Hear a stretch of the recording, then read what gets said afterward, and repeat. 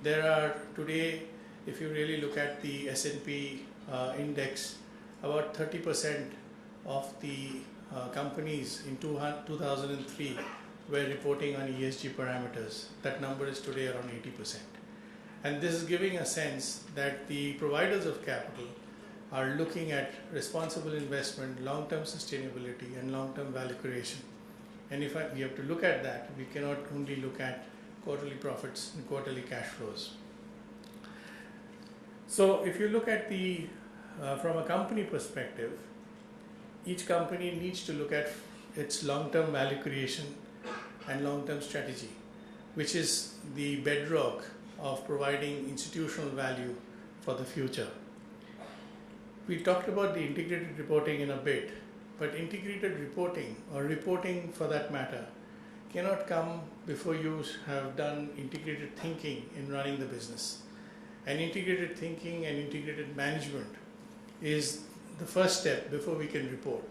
I mean, we can have standards of reporting, which is all there, but what will I report if I'm not acting on that basis? So I can make up for a lot of disclosures and a lot of stuff on the integrated report. But if the back end, my company does not work on an integrated basis, then I have nothing much to report, or what I report doesn't have the strength of sustaining the same for a longer period of time. Each company and each organization or each business actually works with several capitals. And this, I'm just entering into the domain of integrated reporting.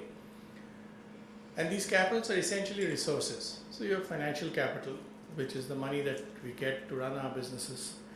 You have manufactured capital or physical capital, the assets that we put up with the money. You've got social capital, which is the community. You've got human capital, which is the people. And you've got the natural capital, if you're also using resources which are naturally available. So these are all at the dispensation of the company.